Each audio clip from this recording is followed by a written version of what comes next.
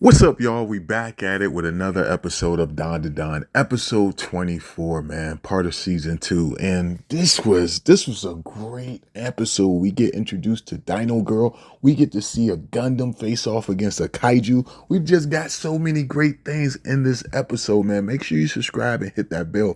We about to get right into it, man. So what I like the most about this episode is Kenta, man. Yeah, Kenta, believe it or not, a lot of people dislike his character. I wonder how that's going to change far as now that we got him animated. But we have it where he's always been picked on because of the way he chooses to live his life for the things that he like to do. He's a big fan of Gundams. And, he loves collecting the model kits.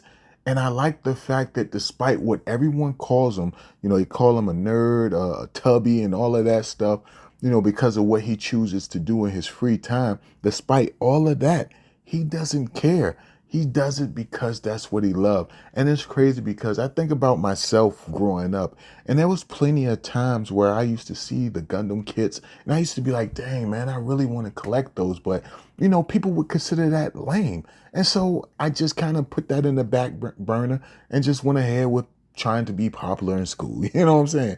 And looking back on it, I'm like, yo, dang, I wish I would have chose to, do something that I think I would have enjoyed as far as getting the model kits. And seeing that Kenta, he didn't care what people thought of him. He did it regardless. I feel like that's probably the biggest reason I like his character, because despite what the world think about him, he's going to do whatever he enjoys and what he considers to be fun. People teased him about the kits and stuff, and he's like, yo, forget it, man. I love Gundams. I love robots. I know one day I'm going to pilot a robot, so I don't care what anyone else says. And you have it where he constantly trained his body in preparation from piloting a Gundam. You know what I'm saying? He was like, yo, eventually one day it's going to happen. I know it's going to happen. And he was preparing himself for that occasion. And it actually did happen. You have it where he pilots this, this nanotech giant robot. And you see that, you know, it forms into a Buddha-like statue due to Momo, but after it gets beat up a couple of times, you have it where he makes it transform into more of a fighting stance. And what I really like, if you pay attention and look at what he made it form into, the glasses that his Gundam had on the face was like, was like Kamiya or Simone from Gurren Lagann, whichever character, they both had the glasses at a certain point in the story. But you see that his Gundam has those type of glasses, and I thought that was amazing. I like the callback to that. Then I even like the fact that throughout this episode, you see the Gundam model kits that he's actually holding. And I just like, that's one of the biggest things I like about Dandadan. It pays homage to so many great series that came before it, and it doesn't shy away. Now, if you look, like when you look at, Gigi's shirt, he usually wears a shirt that says Uzumaki on it. That could go for Naruto. It can also go for that horror manga that came out. They just made an anime for it not too long ago. So like I said, I really like the fact that Dandadan pays homage to all the series that came before it. I just think it's a great thing. It's a really great thing. But you have it where Genta makes the nanotech transform into a new mobile suit, and it faces off against this kaiju. You have it where your boy Okuran, as well as the Evil Eye, they are knocked out of the suit. And you have some funny moments with the Evil Eye where he's looking like, yo, this thing is huge. It's the biggest thing I ever seen before. I kind of want to box this thing. And you see where Okuran is being pushed to the point where he's actually about to tell the Evil Eye to face off against this kaiju threat.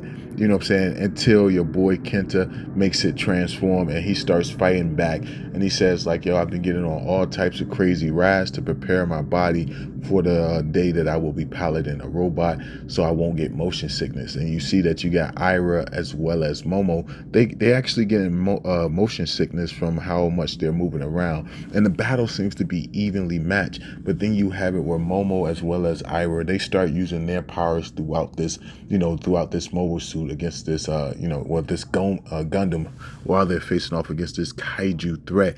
And you see that they're clashing against it, and they're able to use their powers to slam the hell out of this kaiju. Now, once they do that, you see the empty space disappears. The whole world is seeing this, this robot floating in the air. They change it to a spaceship and fly off. And once they fly off, I think it's hilarious because you have it where the kaiju is on the ground. Everyone's looking at it. It shrinked into a mini size, and everyone's like, yo, what the heck is this kaiju doing here? And you have it where Okarun as well as Gigi grab the kaiju and carry it all the way back to Momo's house. Now, I don't know how far away Momo's house was, but I imagine it was pretty far because you had people chasing them, and eventually they got weeded out. And it kind of showcases the stamina that Okarun has as well as Gigi, because they're carrying this kaiju and running from people, and they still manage to have more stamina than the people who wasn't carrying anything. But once they get home, you have it with Kenta, Momo, as well as Ira there. They're throwing up. Kenta's just pretty much talking to, you know what I'm saying, Okarun, saying that he will lend his power to them. And then you also have it where he says, I can't trust Gigi because he has a split personality. You have it where they open up the kaiju suit and see a girl in there, a young woman. I call her Dino Girl. They haven't revealed her name yet, so I'm not going to say it until the next episode. And then you have it where she pretty much jumps out of the suit, and the first thing she does is kiss Okarun. You have the episode ending where Momo's walking up, you know what I'm saying, trying to ask Kenta to help out in reshaping her house with the nanotech. And as she gets out the house, you see she looks forward and see this, you know what I'm saying, this girl kissing Okarun, and that's how the episode ends. And this episode ended the way, you know, the very first episode ended, where you got that amazing music playing and an explosion in the background. I don't know why I like that music, that OST that they played during both of these moments. And then they always add the explosion effect, you know, with Momo's like in the center of it. I don't know why. It's very catchy. I really like when they do it. But like seeing Momo witness the kiss, and I imagine that's Okarun's first kiss, and she's going to feel some type of way about it. Now, Ira was walking out the house as well with Momo as Momo got to the edge. But when Momo seen the kiss, it made her, like, while she was holding the nanotech, make the house explode, because her heart kind of like exploded after witnessing this.